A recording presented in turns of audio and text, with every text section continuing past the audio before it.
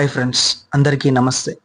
అనంత పద్మనాభ స్వామి temple ప్రపంచంలో అత్యంత ధనికమైన దేవాలయాల్లో ప్రసిద్ధి చెందినటువంటి దేవాలయంగా మనం చెప్పుకోవడం జరుగుతుంది. అలాంటి అనంత పద్మనాభ స్వామి టెంపుల్కు సంబంధించి 6వ గదికి సంబంధించినటువంటి అత్యంత రహస్యమైనటువంటి విషయాలు ఈ యొక్క వీడియోలో మీ అందరికీ తెలియజేయబోతున్నాను. అదేవిధంగా అనంత పద్మనాభ స్వామి దేవాలయానికి సంబంధించినటువంటి చరిత్ర, అనంత పద్మనాభ స్వామి ఆ ప్రాంతంలో వెలియడానికి సంబంధించినటువంటి ఒక ఇంట్రెస్టింగ్ కథ ఈ యొక్క వీడియోలో మీకు తెలియజేయబోతున్నా. అదేవిధంగా అనంత పద్మనాభ స్వామికి సంబంధించినటువంటి లక్షల కోట్ల విలువైనటువంటి సంపద అసలు ఆ దేవాలయం దగ్గరికి ఎలా వచ్చి చేరింది, ఇలాంటి ఇంట్రెస్టింగ్ టాపిక్ గురించి ఈ యొక్క వీడియోలో మీ అందరికీ తెలియజేయబోతున్నా. ఈ యొక్క వీడియోని మీరందరూ కూడా లాస్ట్ వరకు చూసేటువంటి ప్రయత్నం చేయండి. ఈ యొక్క వీడియో మీకు నచ్చినట్టయితే వీడియో కింద లైక్ చేయండి. అదేవిధంగా ఈ యొక్క వీడియోని షేర్ చేయండి. అదేవిధంగా ఈ యొక్క వీడియో మీకు బాగా నచ్చినట్టయితే మన ఛానల్ని సబ్స్క్రైబ్ చేసుకోండి. మరి అనంత పద్మనాభ స్వామి అనంత రహస్యాలు తెలుసుకోవడానికి మీరందరూ సిద్ధమేనా? So let's start the video. Shri Ananta Padmanabha Swamy ఆలయం భారతదేశంలో కేరళ రాష్ట్ర రాజధాని తిరువనంతపురంలో ఉన్న ఒక హిందూ దేవాలయం. అనంత పద్మనాభుడు అనగా నాభియందు పద్మమును కలిగి అంతము లేనివాడని అర్థం. శ్రీ అనంత పద్మనాభ స్వామి దేవాలయం శ్రీ మహావిష్ణువుకు అంకితమైన ఆలయం. ఈ ఆలయ నిర్వహణ ప్రస్తుతం ట్రావెన్కోర్ రాజకుటుంబానికి చెందిన ధర్మకర్తల ఆధ్వర్యంలో సాగుతుంది. మరి అనంత పద్మనాభ స్వామి ఈ ప్రాంతంలో వెలయడానికి దాని వెనుక ఉన్నటువంటి కథను మీ అందరికీ తెలియజేసే ప్రయత్నం చేస్తాను. తాళపత్ర గ్రంథాల ఆధారంగా కలియుగం ఆరంభమైన 950వ రోజు తులువంశ బ్రాహ్మణ ఋషి దివాంకరముని సారథ్యంలో విగ్రహ ప్రతిష్ఠ, ఆలయ నిర్మాణం జరిగినట్లు తెలుస్తుంది. విష్ణు భక్తులైన దివాకరముని తపస్సు ఆచరించగా శ్రీ మహావిష్ణువు 2 సంవత్సరాల బాలుని రూపంలో ప్రత్యక్షమయ్యాడు. ఆ బాలుణ్ణి ముఖవార్చస్సుకు తన్మయుడైన ముని తన వద్ద ఉండిపోవాలని కోరాడు.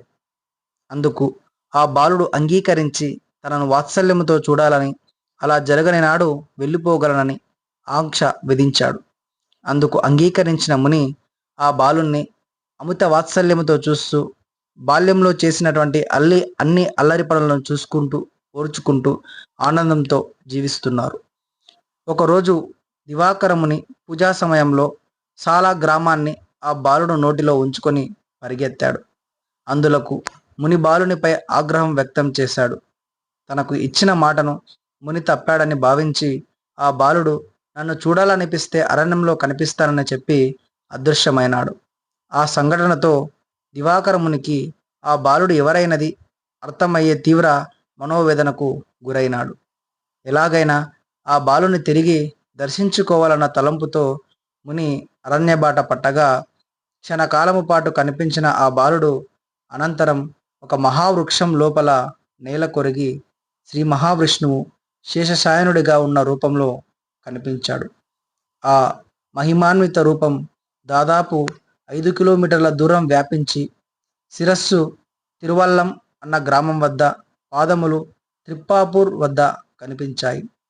అంతటి భారీ విగ్రహాన్ని మానవ మాతలు దర్శించడము కష్టమని, కనువిందు చేసే రూపంలో అవతరించాలని ముని వేడుకున్నాడు. ముని విన్నపాన్ని మన్నించిన స్వామి ప్రస్తుత రూపంలో కనిపించగా ఆ విగ్రహాన్ని తెచ్చి తిరువనంతపురంలో ప్రతిష్ఠించినట్లుగా మనకు ఈ కథ ద్వారా తెలియడం జరుగుతుంది. ఈ విధంగా శ్రీ మహావిష్ణువు తిరువనంతపురం లోపల వెలయడం జరిగిందన్న విషయం మనకు ఈ కథ ద్వారా తెలియటం అనేది జరిగింది. మరి అదేవిధంగా ఈ యొక్క అనంత పద్మనాభ స్వామికి సంబంధించినటువంటి ఆలయ సంపదకు సంబంధించి 6వ గదికి సంబంధించి ముఖ్యమైన విషయాలు తెలుసుకుందాము. ఈ దేవాలయానికి 6 నేలమాడిగలు ఉన్నాయి. భక్తులు, రాజులు చెల్లించిన ముడుపులు ఇందులోనే దాచేవారంటారు. పూర్వకాలంలో కొన్ని వందల సంవత్సరాల క్రితము దేవాలయాలంటే అమితమైనటువంటి ప్రేమ కలిగినటువంటి రాజులు పెద్ద ఎత్తున బంగారు ఆభరణాలని, వజ్రాలని కానుకలుగా ఇవ్వటం చేసేవారు. అదేవిధంగా తమ రాజ్యం పైన వేరే రాజులు దండయాత్ర చేసినప్పుడు తమ రాజ్యానికి సంబంధించినటువంటి సంపద మొత్తం కూడా దేవాలయాల్లో దాచిపెట్టడం అనేది చేసేవారు. ఆ విధంగా ఈనాడు ఉన్నటువంటి అనంత పద్మనాభ స్వామి దేవాలయం లోపల కొన్ని లక్షల కోట్ల విలువైనటువంటి ఆభరణాలు ఆ యొక్క నేల మాడిగలలో మనం చూడవచ్చు. వాటిని ప్రస్తుతము ABCD ఈఎఫ్ అనే పేర్లు పెట్టడం అనేది జరిగింది. ఏబి మాడిగలను 130 సంవత్సరాలుగా ఏనాడు తెరవలేదు. సి నుంచి ఎఫ్ వరకు లెక్క ప్రకారము తెరిచేవారు. ఈ మధ్యనే దేవాలయంలోని నేలమాళిగలలో 1,50,000 కోట్లకు పైగా విలువ చేసే అపార సంపద బయటపడడంతో ఈ దేవాలయం అనేది ప్రపంచవ్యాప్తంగా వార్తల్లోకి ఎక్కటం విశేషం. అనంత పద్మనాభ స్వామి కొలువైన దివ్యక్షేత్రం. ఈ ఆలయంలోనికి హిందువులని మాత్రమే అనుమతిస్తారు. మగవాళ్ళు పంచెలు మాత్రమే ధరించి లోనికి వెళ్ళాలి. ఆడవారు ఎటువంటి అధునాతన దుస్తులు ధరించరాదు. అందరూ సాంప్రదాయ వస్త్రాలలోనే ప్రవేశించాలి.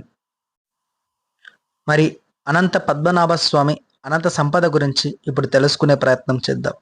ఇప్పటి వరకు ప్రపంచంలో అత్యంత సంపన్నమైన తిరుమల తిరుపతి వడ్డీ కాసులవాడు ఈ మధ్య కాలంలో కేరళ తిరువనంతపురంలోని అనంత పద్మనాభ స్వామి వారి దేవాలయంలో బయలుపడిన అనంత సంపదతో వజ్రాలు, వైడూర్యాలు, టన్నుల కొద్ది బంగారు ఆభరణాలు మొదలగు వాటితో లక్షల కోట్ల రూపాయలు విలువ చేసే సంపదతో ప్రపంచంలోనే మొదటి స్థానంలో నిలబడగా, రెండవ స్థానంలో తిరుమల తిరుపతి శ్రీ వెంకటేశ్వరుడు ఉండటం అనేది జరిగింది. మరి ఇంకా బయటపడవలసిన సంపద ఉన్నందున పూర్తి స్థాయిలో సంపదనంతటిని లెక్క కట్టవలసి ఉంది. ఆలయంలో దేవునికి సంబంధించిన సంపద నేలమాళిగలలో దాచి ఉన్నది మీ అందరికీ తెలుసు. అయితే కొన్ని వందల సంవత్సరాలుగా దాన్ని తెరిచి చూసిన పాపాన పోలేదు. 1860లో మూసివేసిన కొన్ని గదులను మాత్రం 1950లో సీల్ వేశారు. స్వాతంత్ర అనంతరము స్థానిక ఆలయాలన్నింటినీ ట్రావెన్కోర్ దేవస్థానం బోర్డులో విలీనం చేసిన ఈ ఆలయాన్ని మాత్రం రాజకుటుంబీకులే తమ పర్యవేక్షణ క్రింద ఉంచుకున్నారు. ఆ కుటుంబానికి చెందిన చివరి రాజు వితిర్ తిరునాల్ బలరామవర్మను అప్పటి ప్రభుత్వం రాజు ప్రముఖగా ప్రకటించింది. ఆ రాజు కుటుంబీకులే ఈ ఆలయ నిర్వహణ ట్రస్టులుగా కొనసాగించారు. ఈ ఆలయ సంపద నిర్వహణలో అస్తవ్యస్తంగా ఉందని, దాని గాడిలో పెట్టాలని టిపి సుందర్ రాజన్ అనే న్యాయవాది సుప్రీంకోర్టులో దావా వేయగా, సుప్రీంకోర్టు ఒక కమిటీని వేసి ఆ సంపదను లెక్కించాలని ఆదేశించింది. ఆ విధంగా ఆ నేలమాళిగలలో ఉన్న అనంత సంపదలు వెలుగు చూశాయి. ఇప్పటి వరకు 5 నేలమాళిగలలోని సంపదను మాత్రమే లెక్కించారు. అందులోనే అనంతమైన సంపద బయటపడింది. ఇంకా 6వ గది తెరవవలసి ఉంది. దాని నిర్మాణ రీత్యా అది చాలా పెద్దది. అందులోనే ఇంకా ఎక్కువ సంపద దాచి ఉందని తెలుస్తుంది. ఇప్పటి వరకు బయటపడిన సంపదతో దేశంలో అత్యంత సంపన్నమైన క్షేత్రంగా ఈ ఆలయం రికార్డులకెక్కింది. ఇప్పటి వరకు బయలుపడిన సంపదలో బంగారము, వజ్ర ఆభరణాలు, బంగారు దేవత ప్రతిమలు, కిరీటాలు, పచ్చరాళ్ళు, పొదిగిన నగలు, బస్తాల కొద్ది బంగారు, వెండి నాణ్యాలు, దాదాపు 2000 రకాల కంఠ ఆభరణాలు, గొలుసులు బయలుపడ్డాయి. 16వ శతాబ్దం నాటి శ్రీకృష్ణ దేవరాయల కాలం నాటి నాణ్యాలు, ఈస్ట్ ఇండియా కాలం నాటి నాణ్యాలు, నెపోలియన్ బోనేపాటి కాలం నాటివి బస్తాలలో లభ్యమయ్యాయి. అంతేగాక చిత్ర విచిత్రమైన వస్తువులెన్నో ఉన్నాయి. ఇంకా బంగారు కొబ్బరికాయలు, బంగారు శంఖాలు, ఇలా ఎన్నో వింత వస్తువులు వెలుగు చూశాయి.